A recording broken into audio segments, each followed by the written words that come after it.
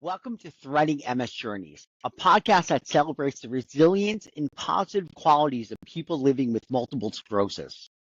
I'm your host, Anthony. I was recently diagnosed with MS.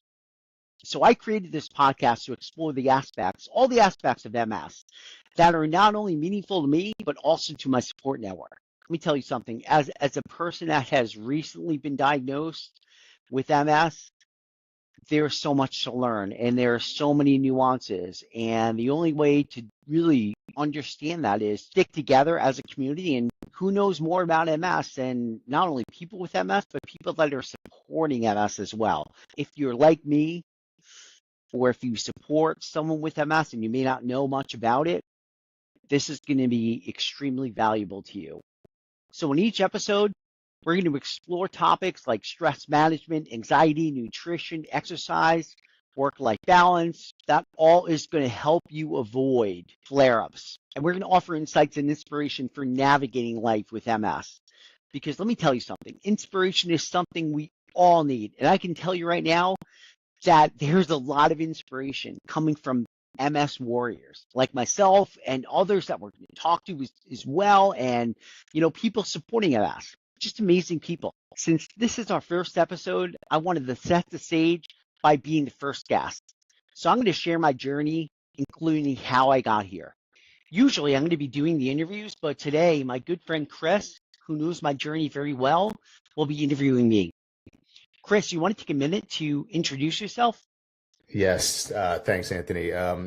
Thank you for having me. I'm honored to be part of the kickoff of this series. My name is Chris. I'm 49 years old. I've known Anthony for quite a long time, and I also was diagnosed with MS in 2005, so I can relate to your journey and hopefully others who may listen to this in terms of their journeys. But most importantly, I'm happy that you asked me to have this conversation today with you. Yeah, thanks, man. I really appreciate it, and it means the world to me. And, it's so apropos to have you on here, as, talking to me, because you've been with me. Not only is Chris is Chris a great friend, but he's been with me pretty much from day one since I got my diagnosis. And, it just means a lot to me. So, and having someone to relate to me and really, ask me all these questions, interview me is so important. So before we get started, I wanted to take a moment and explain what multiple sclerosis is, because when I tell people I have it, I'm sure you do too, Chris. When I tell people I have it, a lot of people don't know what it is, and I think it's important to just set the stage. So real quick, multiple sclerosis, MS, is an autoimmune disease where the body mistakenly attacks itself. The immune system targets the myelin sheaths, which are like plastic coating around electrical wires, protecting the nerves in the central nervous system. In MS, the immune system attacks the protective coating, causing it to get damaged or worn away. So when this protective coating gets damaged, it disrupts the smooth transition of signals between the brain and the body. And this makes it harder for electrical signals to travel along the nerves, leading to problems with movement, sensations, and then there are other bodily functions as well. So this can lead to symptoms like fatigue, difficulty walking, pain, numbness, and vision problems, much like how frayed wires cause electrical problems. And because of the unpredictability of MS and how it impacts an individual, MS is different for everyone. And stress contributes to inflammation, which can trigger flare-ups and exacerbates your symptoms that can last from days to even years. Multiple sclerosis means many scars, reflecting the characteristic damage that occurs in the nervous system. The exact cause of MS is unknown, and while there's no cure, there are treatments that can help manage symptoms and improve quality of life. So that's it. So let's go, Chris. I'm going to hand it off to you. Awesome. Anthony, thanks so much. Well done with the explanation and level setting of what what MS is and how it affects people, and really, just what people are dealing with on their journey. So, but let's talk about your journey. For starters, can you share what it was like with your diagnosis, how that went down, and how that's impacted your life? Yeah, so I was diagnosed with relapsing remitting MS on March 7th, 2023. So it's still pretty recent for me, right? So RRMS, relapsing remitting MS, is the most common form of MS, right? So 85% of the people really have it, and it comes in waves. You may see attacks of symptoms, and then it gets better for a while. So, you know, I just wanna say, and just kind of set the stage that only 2 to 5% of the people with MS have the condition that I'm about to describe, right? So, one day I was eating lunch with a friend in 2019, and I was chewing. Obviously, I'm eating lunch, I'm chewing, and I felt an electric shock for a millisecond that went up to the middle of my face. Boom. And I was like, what was that? That's crazy. And I just had a tooth extracted a few months before. So I was convinced that was the reason for it. It happened a few other times, but I didn't think much of it. I mentioned it to my dentist. They took x-rays, but it didn't show anything. So then about 6 months later, I started getting these shocks when I shaved under my left side of my nose. It was only left side of my face, by the way. It started hurting, but it would come and go. Maybe it would happen like every month, every 2 months. But it got progressively worse, and it got to the point where I experienced increased shocks when I was eating, shaving, or really even talking. So I had to adjust the way I did everything to avoid being shocked, essentially, right? So the game of operation when you have to get a plastic body part with a pair of metal tweezers, but if you touch the sides, you get it shocked. It was kind of like me, kind of how I was living, and how I still kind of live right now too. So long story short, it wasn't easy to diagnose, and after a lot of effort, I found a doctor that focused on this, and he diagnosed me with something that's called trigeminal neuralgia. And I have a mild case of it, by the way. Trigeminal neuralgia is a chronic pain condition that affects the trigeminal nerve, which is right at the base of the brain. And it carries sensation to your face, to your brain, to your face. The way it's characterized, and it's characterized by severe, sudden, shock-like, or stabbing pain in the face, usually on one side, like me on my left side, and it's often triggered by activities like chewing, speaking, or touching the face. And he gave me a few tips to deal with it, and it actually worked at that time. But then in January of 2023, the pain got so bad, I felt like I had a mouth full of cavities and infected teeth.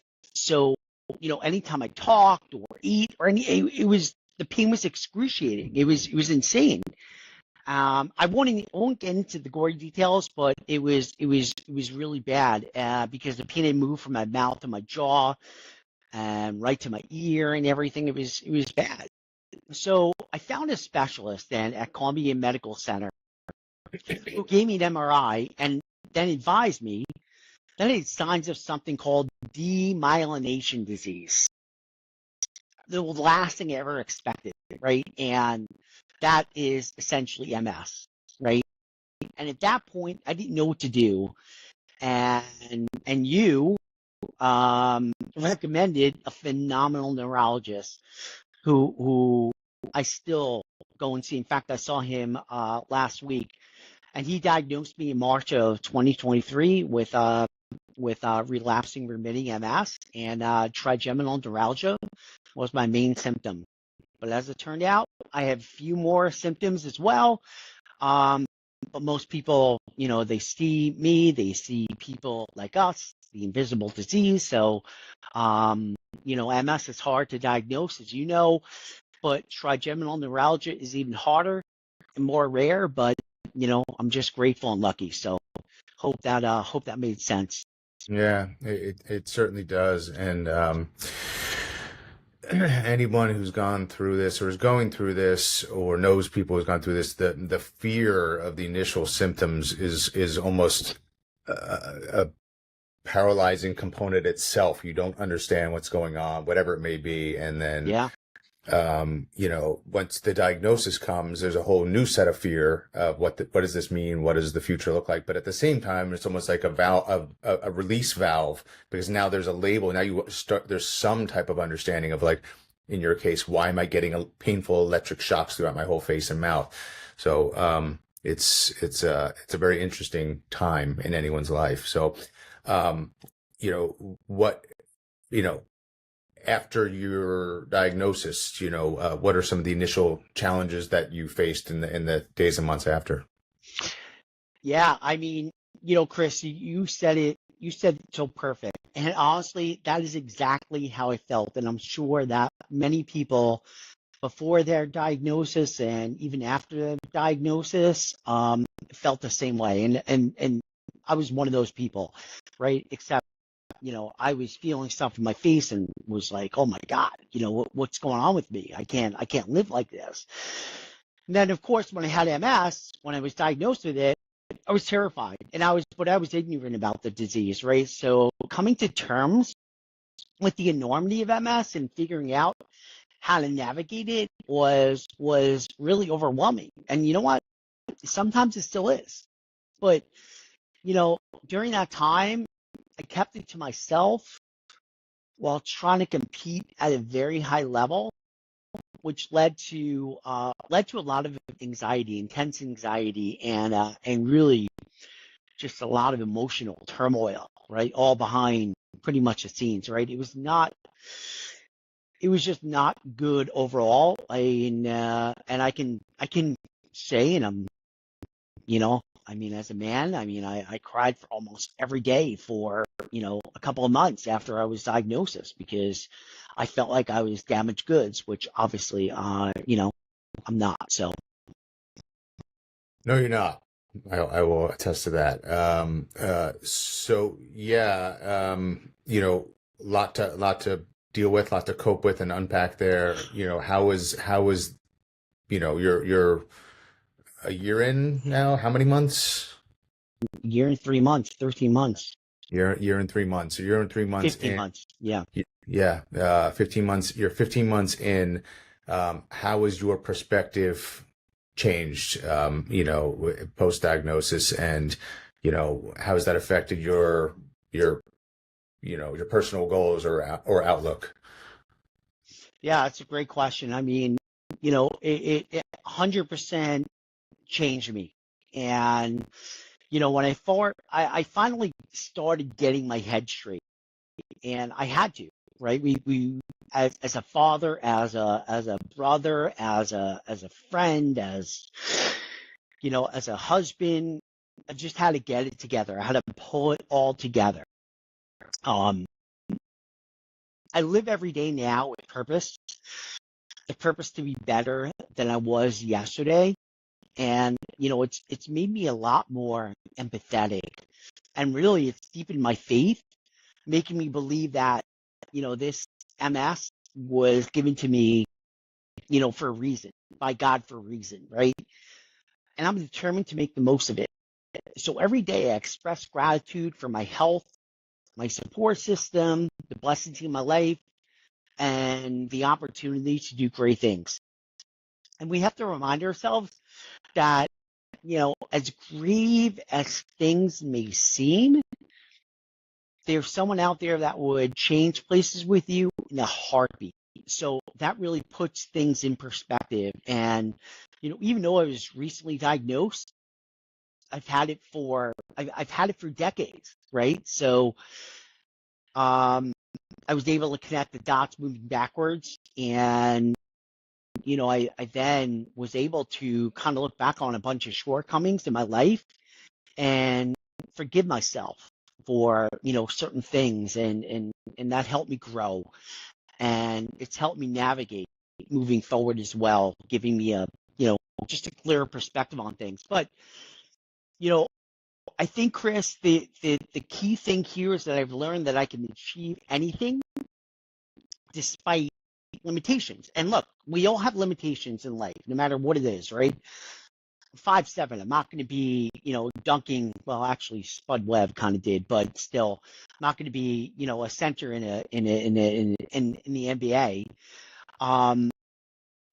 But despite my limitations, I've turned them all into strengths. I've embraced failure as part of my journey, and with my tolerance for pain and setbacks, um, that's gotten incredibly high.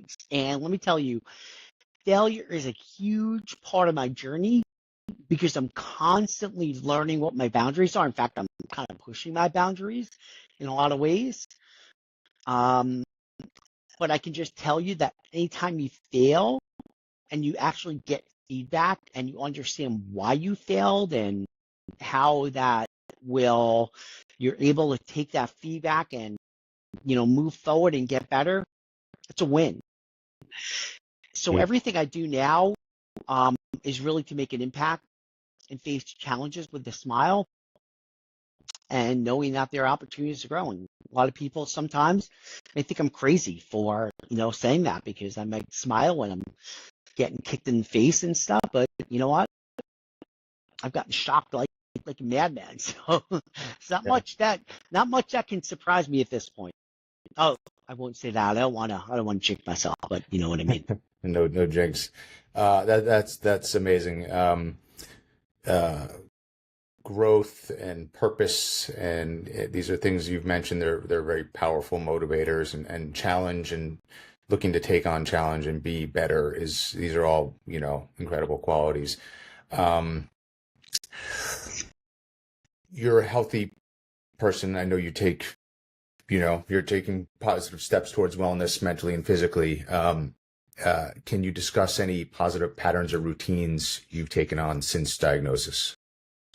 Yeah, no, absolutely. As you said, I mean, my mental and physical health, and I think for everyone, no matter what, whether you have MS or not, that should always be first. Because without a healthy me, everything else in my life goes to shit. So, that's something that I have really learned to prioritize. But since my diagnosis, I've really adopted a bunch of positive routines. So, every night I'm in bed by 9:30, which is something I didn't do before I was diagnosed. And, every morning I try to get up like around 5:45 or so. And I start my day off every day with vitamins and, vitamins that are making me healthier for, MS, the trigeminal and, things like that. And then, I work out 6, 7 days a week. And, um, I'm doing that actually, believe it or not, for energy, right? As we all know, or maybe we don't all know, but people with MS, fatigue is a very big part of, it can be a big symptom of MS. And working out, believe it or not, is something that actually, helps to get around that and helps to really increase your energy. So every morning, every day, I'm on my Peloton for 30 minutes. And, I also do core and push-ups and stuff like that for 15 minutes. But I don't really do anything more than that, to be honest with you. I'll tell you one in a second. But, I also start the day and end the day by praying and really expressing gratitude.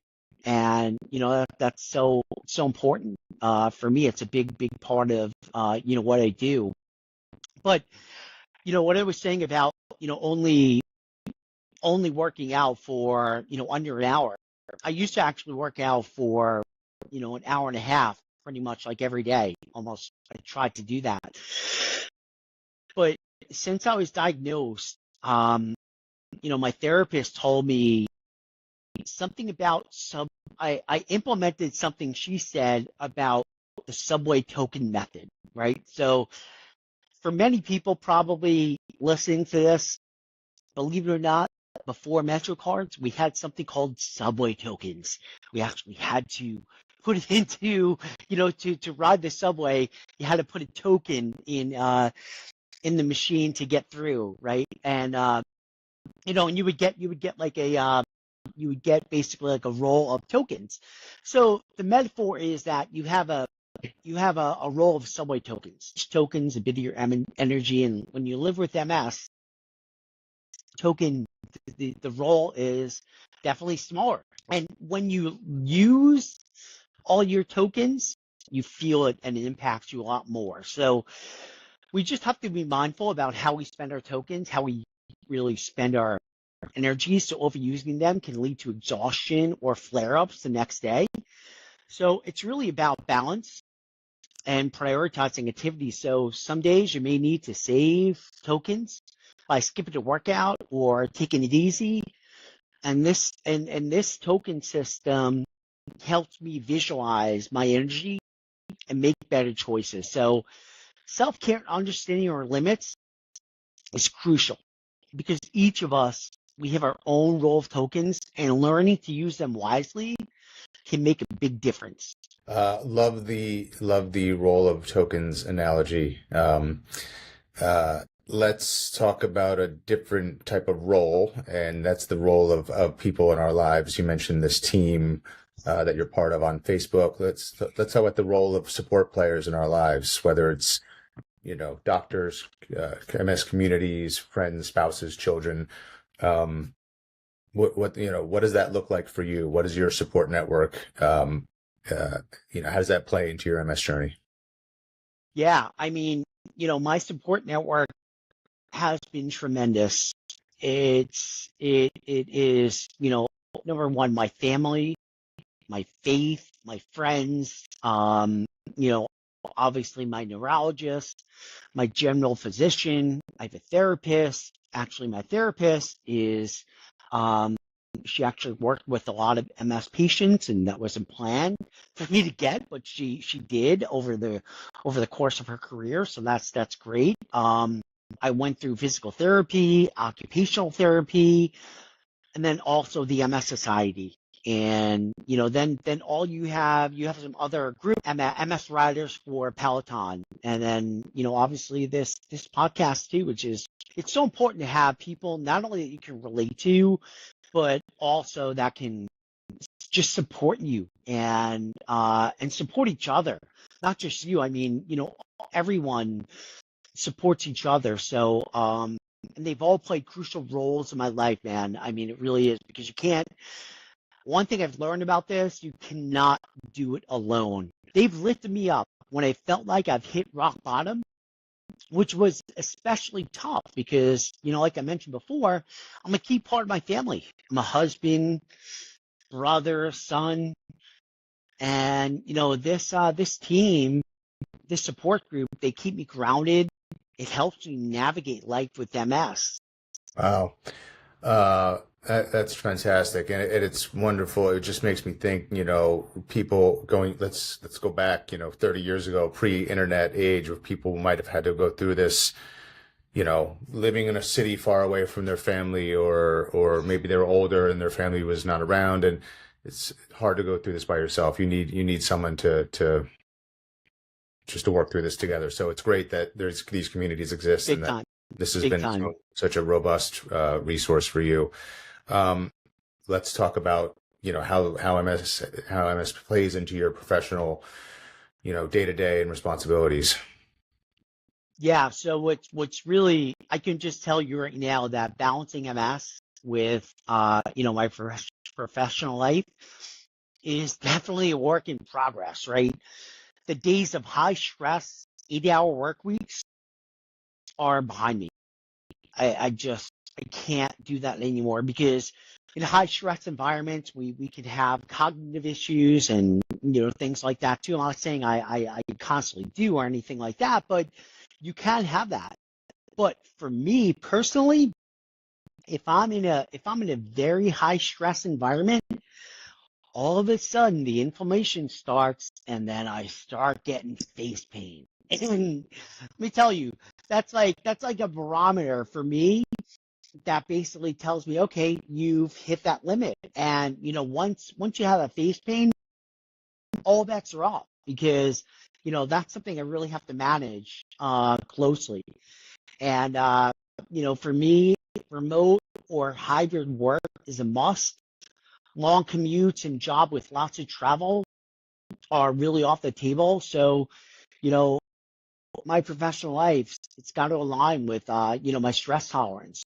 And it Right. doesn't mean I'm less ambitious. It just means I have to be more strategic about things and have to find the right fit for my capabilities. So, as a career salesperson with big quotas and high expectations, I got to mitigate that a bit. I get to rethink some things. And, I can just say candidly, it's been pretty hard to change my mindset.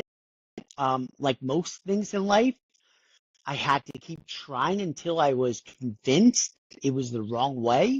I think what's really important is that many of us, or some of us, we have to get to that point to create that muscle memory so we don't make bad decisions moving forward with us, because there is just too much at stake. Um, so I focus on impactful work strategically, strategically choosing my moves to really ensure that they align with my strengths and my goals. And by being mindful of my limits, I can achieve meaningful outcomes without compromising my health, if that makes sense. Makes total sense. Awareness, self-awareness, and testing and learning are all part of the process, and especially you know, especially as we get older, and if you have MS, or even if you don't, right, you still have to figure out what works best for your life and work-life balance in the long term. So thanks for sharing that. Um, uh, has there been any breakthrough moment or any moment of inspiration that you've experienced the past 15 months? Yeah, yeah, actually there is. I went to Italy with family last summer, and I actually walked down the Spanish Steps, which was a big thing for me because I wouldn't say my balance was terrible, but it wasn't where it needed to be. And I went to PT a lot to work on walking down steps and my balance and everything. So, you know, walking down those Spanish steps was just amazing. And as I was walking down the steps, I even took a video myself, and I sent it to my physical therapist. So, kind of in hindsight, when I think about it, it was maybe not a great idea to, have my phone when I was walking down the steps with nothing to hold on to. But it was a really special moment, and we really, savored that for, a long time. We still do. And, you know, it really, she told me that it really made her cry, and it was just really cool. But, you know, ironically and sadly, I lost my footing going downstairs in my driveway a few months ago. And while I was having a severe flare up because of work stress, believe it or not, and not believe it or not, but you know, just to show the impact of how things are. And as it turned out, I broke my shoulder. So, that didn't discourage me, um, as it really served as fuel to my shoulder recovery, but it was a reminder to correctly navigate on my journey, especially professionally, right? So, I may get knocked down, but MS will never knock me out. And, my motto is that I may have MS, but MS does not have me. I love that. I love that. Thanks, Anthony. Again, you're 15 months in. This is still somewhat of a new journey for you. What advice would you impart to someone who is just starting their MS journey? Yeah, I mean, I would just say that and I think you told me this too when I first had it, is take a deep breath. Everything is going to be okay. And, it's so hard to really think about that and even digest that, but it really will be.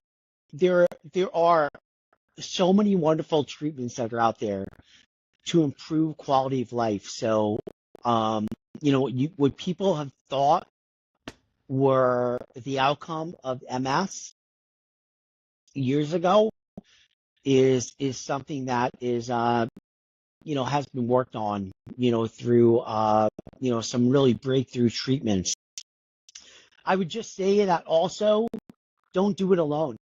I mean, hands down, 100%, do not do it alone. Surround yourself with a strong support team, including your doctors, family, friends, and resources like the MS Society, right? And educate yourself about MS. I've read so much about MS. There are some good books out there too that I'll post. And just take it one day at a time, one step at a time. So Yeah, that's great. Uh, Kind of folds into the next and final question of, what do you hope, people who listen to this will take away from? What do you hope, what do you hope people can get from this podcast? yeah. I mean, I hope it inspires people and creates awareness for MS. But if I can take it a step further, I started writing MS journeys for two main reasons. Hearing the stories from others that have MS, learning how they overcome daily challenges is just inspiring to me.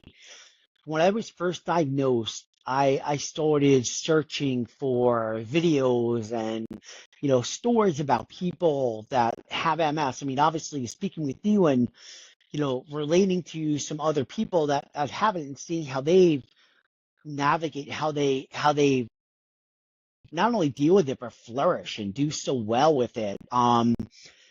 That's inspiring to me. And that's really why I really wanted it. That's why I started this podcast. And I want to share these stories to find positive patterns and insights that can inspire our journeys together. And the second thing is that I want to raise awareness. Raising awareness about MS is something that we is so necessary. As I mentioned before, when we first started talking, when I tell people that I have MS, it's shocking to them. And some people, they just don't know what it is. I'm not underestimating or saying this is, oh, no big deal or anything like that. But, people just need to understand what it is, understand what limitations are, because look, everyone's got something. We all have something. Everyone's got their own shit, right? So I just want to change the perception of what MS is by spreading knowledge and understanding. I think that's going to lead to a lot of empathy as well. And not only among friends, but I think also in corporate America, in the workplace too. I think there's a lot of awareness that needs to take place in that environment, because I can just tell you right now, there really isn't. But that's a whole other story. When I was first diagnosed, a dear friend and mentor told me that this is bigger than you, Anthony. This is bigger than you. It didn't even faze her. And, I had just gotten to the point that, when I was explaining to people that I had MS, I wasn't breaking down. And that might have been like maybe 30, 60 days after I was diagnosed.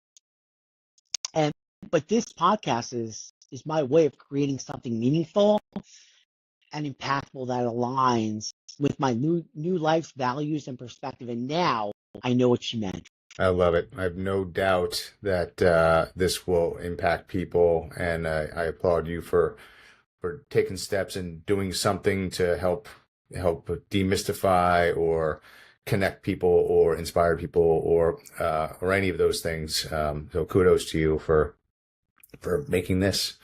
Thanks, brother. Yeah, it's going to be interesting to see where this goes. But for the most part, just like everything else, day at a time, step at a time. So, but it means so much, man, that you're here, that you did this, and with me, it's just amazing. So thank you. It means the world to me. Thank you. Thank you for having me. It's been great. Thank you so much for listening to the first episode of Threading MS Journeys. I'm beyond grateful to be on this journey with you. By the way, my MS is under control as I'm being treated with Ocrevus. I don't know if you guys have heard of it, but it's an amazing MS drug that helps reduce the frequency of flare-ups and actually slows down progression of the disease. I am, again, so grateful to have the opportunity to have that. But I still make mistakes. Everyone does, especially someone that's only had it for 15 months. And, that's part of the journey. And that's why it's so important for us to all stay together. If you like this conversation and think someone else would too, hit that subscribe button so you can get all of our latest episodes. And I'm always looking for others to come on the podcast. So if you know anyone with MS or anyone that is connected to people with MS or anyone that might be a very good subject matter expert in any of the ways that I talked about earlier, please have them email me at anthony@threadingmsjourneys.com or go to our Instagram page at threadingmsjourneys. I'm going to put all this information in our show notes. And I definitely want to hear from you. So please reach out. Don't be shy because I learn from you guys. We all learn from each other. We're a strong community of MS warriors.